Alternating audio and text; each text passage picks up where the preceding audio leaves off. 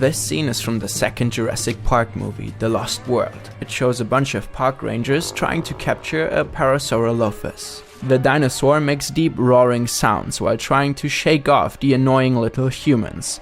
The seemingly earth-shattering prehistoric sounds the creature produces are quite intimidating. This made us wonder, is this just Spielberg's imagination, or might this be accurate? What did dinosaurs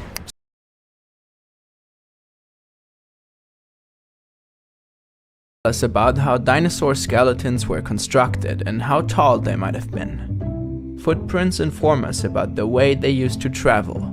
Pigment cells give us an idea about what each species used to look like. Granted, our methods of reviving the ancient past are often flawed. These illustrations show contemporary animals, reconstructed and drawn up the same way we used to reconstruct and illustrate prehistoric creatures. They look quite alien and fairly inaccurate. Today, most dinosaurs are assumed to be red and brownish. Scientists even found that the ultimate supervillain T-Rex was probably covered with feathers. For the longest time, the sounds dinosaurs used to make remained a complete and utter mystery. As with most living beings, the organs used to create sounds are usually made up of soft tissue. Take for example nasal cavity, vocal cords, and windpipe. Unlike bones, these organs decompose and are not preserved when a body turns into a fossil. This gave researchers and scientists absolutely no reference point to start from. Sound is derived from structure. The noise an object produces depends on the rate at which it vibrates when being excited by air or other movement. Faster vibration, higher pitch. Slower vibration, lower pitch. A string of a violin vibrates at a higher rate than the membrane of a kettle drum. In the year 1931, a fossil of the Parasaurolophus tubican was discovered in New Mexico. Its skull was broken and twisted. Only 5 of them have ever been found. The creature was interesting for many reasons. It had been found to also use hard tissue when making sounds and communicating. The perhaps most striking feature was its long head crest. Researchers discovered tubes leading from the nostrils through the crest down into the throat. The structure reminded them of a crumhorn, a German woodwind instrument. For many years, scientists have debated about what the crest's function was.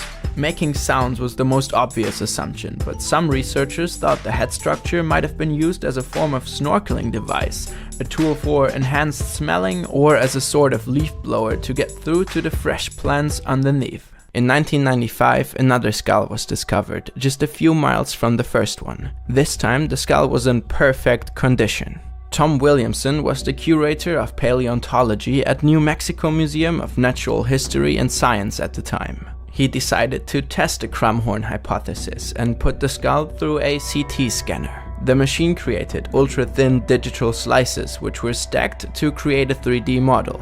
Vocal cords, windpipe, and oral and nasal cavities were added to the model to create a realistic simulation. Of course, some details had to be inferred, but this is how the Parasaurolophus roughly sounded like.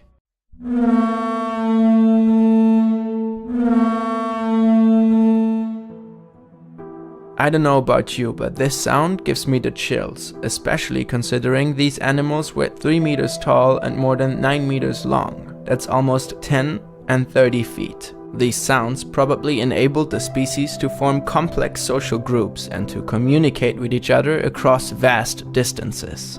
This is just one example of countless species. Others have their own fascinating tales as to how scientists recreated their song. The sound of the Parasaurolophus feels like an unreal travel back in time, an unlikely glimpse into a long forgone past. We do know quite a lot about dinosaurs. How they behaved, traveled, hunted, and looked like. The corresponding soundscape is scarce. When a species goes extinct, its song is usually lost forever. Right now, on an average day, 150 to 200 species of plant, insect, bird, and mammal become extinct. That is 1,000 times the natural or background rate. This is unlike anything the world has witnessed since the dinosaurs vanished 65 million years ago. Just take a second to imagine all that song, all those thousands and thousands and thousands of sounds all these animals made that you and me will never ever get to hear.